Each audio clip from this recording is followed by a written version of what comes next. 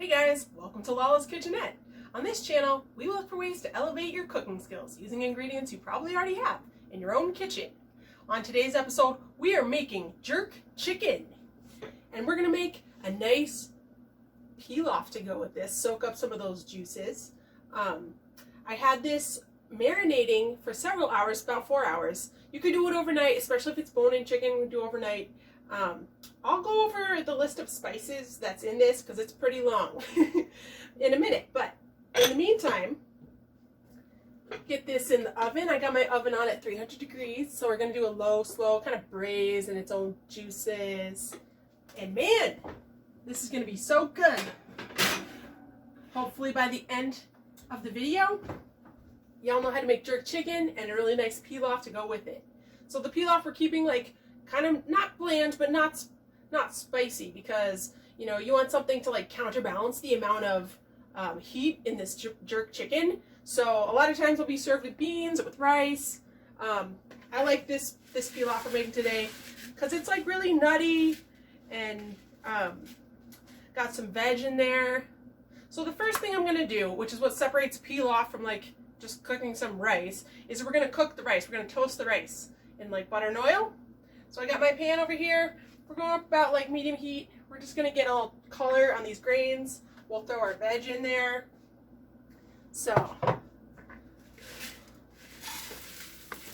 let's get this nice and toasted. I got rice and I got almond slivers. Be all toasty.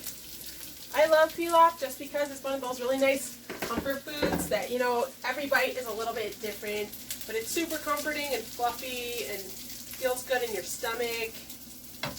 And so we're just going to toast the rice. We're going to get a little bit of color. Like I said, I preheated this medium high. I just have rice and almonds. And then once there's a little bit of color in it, I'll throw our veg in. And then we're going to bake this because we got plenty of time. Our chicken's going to braise for probably like a couple hours. So in a traditional jerk chicken recipe, you would have like bone-in chicken leg quarters, so like the leg and the thigh still attached with the skin on. All I have is chicken thighs, which is why I'm kind of going for that braise, which will be great with this rice because it'll be like falling apart and like all that juice will be soaked up by the rice on your plate. So yeah, we'll just toast our rice real quick. Our rice and our almond slivers. Get a little color on that. Really makes it have a nice toasty flavor. I actually did quite a few substitutions on this recipe because I don't have any Scotch bonnet peppers, which you could use a habanero also, but I had a jalapeno, so I used that instead. But the main components of the flavor of the jerk chicken are going to be a hot pepper, whether it's the Scotch bonnet habanero or like I used a jalapeno. The spices, which are actually super warm spices like clove, allspice, 5-spice, nutmeg, and then just a little bit something with some sugar content. I use maple syrup. You could use brown sugar or honey, and then something like, well, okay, so you have onions. Onions are in it, and then there's green onions in it, and then the rest is like a marinade basically, and you would grind it into like a paste. So I did a little bit different today because we're braising it, and like I said, you know, if you have like bone-in skin-on legs or bone-in skin-on quarters or even bone-in skin-on thighs, it's going to be better for like grilling, or like you could just bake it 350 till it's done. That skin will be crispy. But we went a little different route. We marinated it for a super long time, and it's going to be awesome. It's going to be like melting into this rice with all its awesome juices and flavors. And yeah, like I will definitely in this one, because there's so many spices in it, I'll put a list in the description box below so that, you know, if anybody has any questions or like ratios of the spices involved, I'll definitely put a list of all the spices in jerk chicken. So we got our nice pilaf rice toasted up, our almonds in there, and we're just going to bake it in the oven. Probably about an hour. Got a chicken stock in my bowl. I have mushrooms, onions. It's just like 4 or 5 baby bella mushrooms, and then half an onion and carrot, all chopped up pretty small. And that's going to go in after this is nice and toasted. We'll kind of meld it all together in this, and then we'll throw it in our baking dish to go in the oven. And we'll be right back with you when we're ready to do that. Okay, so we got our rice and our nuts nice and golden brown and toasted, and we added our veg mix, which was mushrooms, onions, and carrots. And I just want to show you how good this looks. Like, there's just a whisper of toastiness on the nuts and the rice, sweated the veg a little bit, and this is ready to go in the oven. So when you're doing this, use a pan that has a lot of surface area, because you're going to, like, you want a single layer, like, get as much toastiness on each individual surface of each item in the pan. So, and of course, you know, I washed my rice until the water ran clear, and then kind of let it drip dry so there wasn't any residual moisture, like the bottom of the strainer or whatever. And yeah, get this into our nice little baking dish. All right, so we got all our toasty goodness of our pilaf into our baking dish.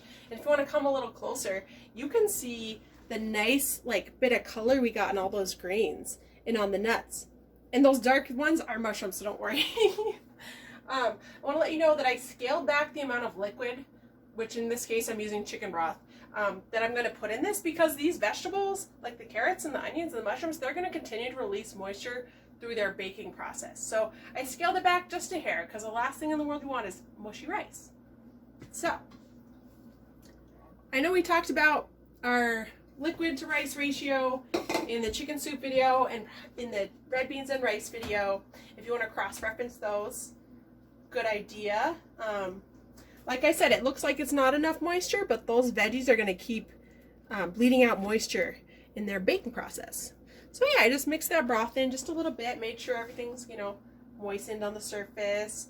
And then we're going to put our glass lid on there, and we're going to bake this low and slow until the moisture is absorbed. And we'll check on our jerk chicken.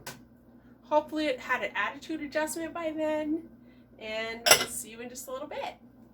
All right, so we've had our jerk chicken braising in the oven for about 2 hours. And I just want to show you how awesome it came out. Look at that. Super tender. Look at all the juice that bled out while it was cooking too. It smells so awesome in here. Sweet, spicy, floral, aromatic, in all terms. And then our pilaf came out perfectly too. Nice fluffy toasted grains, nice tender veggies. Yeah. And I just want to show you that our chicken, the safe temperature to cook chicken, if it was raw, is 165 degrees. Just want to let you know that it's all past 165, so we're in the safe zone. And you know, we even cooked it past 165 because we wanted to braise it for that, like, tender, fall apart, like, nice chicken. So yeah, let's make a little plate. How about it? And hopefully this jerk chicken's ready to act right. Get some of our pilaf on there. Nice golden grains. Perfectly cooked rice here, guys. Get a piece of our nice tender chicken.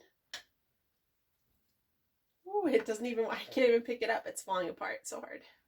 In a good way. And then we'll get some of that nice juice.